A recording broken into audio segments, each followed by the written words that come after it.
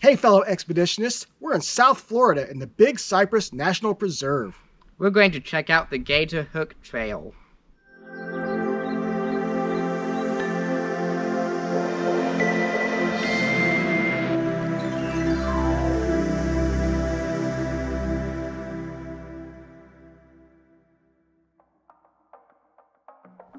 The Gator Hook Trail is described as a 5-mile round trip that follows an old elevated logging tram and is an opportunity to get your feet wet in water that could be anywhere from ankle deep to waist deep, depending on the time of year.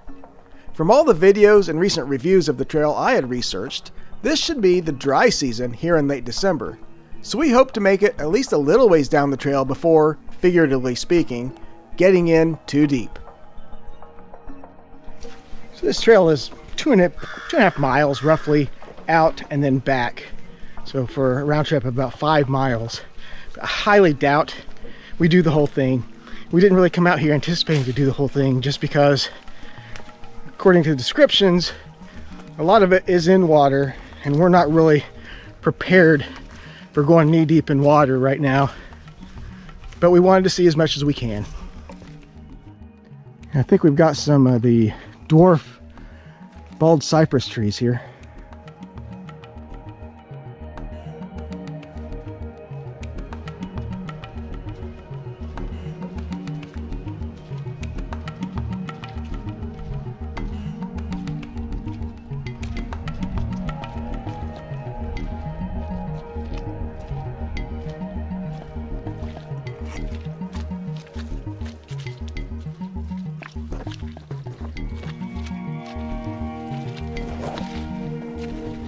I thought we would get further than this before we ran into the serious water.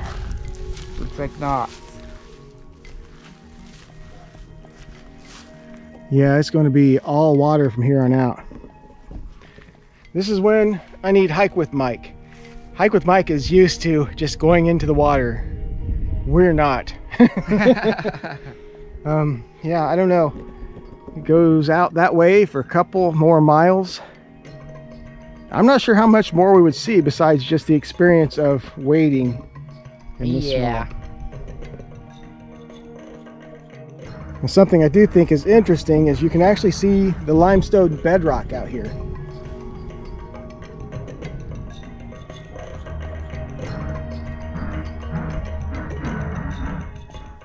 All of this land, of course, sits on limestone bedrock.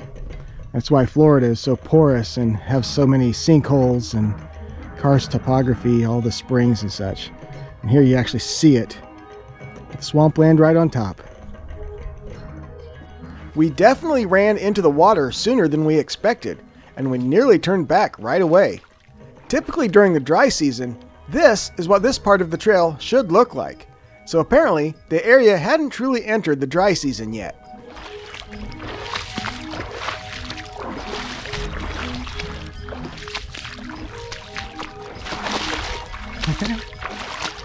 Step off of that limestone and you can slip into these little holes. I don't know. It's kind of neat. It's actually kind of refreshing, to be honest with you. The water feels good. It's about low 80s right now. But you know, we expected this to be the beginning of the dry season down here. And they said that the best time, of course, to take the Gator Hook Trail is during the dry season. And so that's one of the reasons we thought maybe we could make it a little ways without having to get super wet.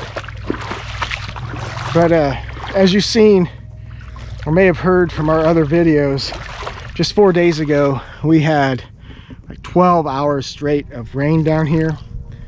So it wasn't definitely not in the dry season yet. But yeah, it's kind of cool. Just an experience. Something to say we've done, even if we're not going to do the whole thing. Maybe someday, when we're more prepared. After trying my footing on the exposed limestone under the water, we decided to go a bit further in. It's not often we get a chance like this, so in we go. You're not going to like sink into like quicksand or anything. At least I don't think so. Maybe you will. I don't know. Who knows? think once you get used to it and figure out your footing and know how much you'll sink, it ain't so bad. You lose that fear of it. For those wondering, yes, these waters are home to alligators, as well as the invasive giant Burmese python. Although we didn't see any during our short outing on the trail, we did cross paths with a couple python hunters that had full waders on and were carrying long hooks specifically made for wrangling large snakes.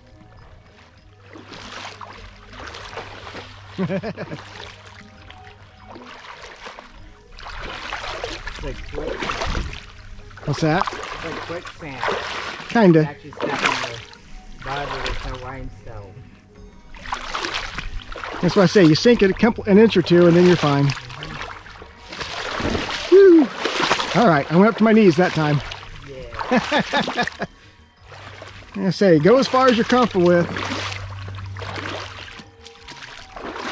This is an experience you don't get every day back in Indiana. I would highly recommend, if you do this in the water, bringing some actual hiking poles. It really stabilizes you hiking and just gives you a little more assurance.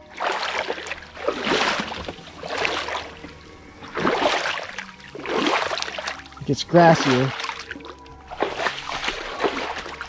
Yeah, it's pretty much just a grass trail. Grass and cypress trees. I would love to finish this trail someday, but like I said before, we didn't really come prepared for it. It's been kind of fun just trouncing through the water a little bit.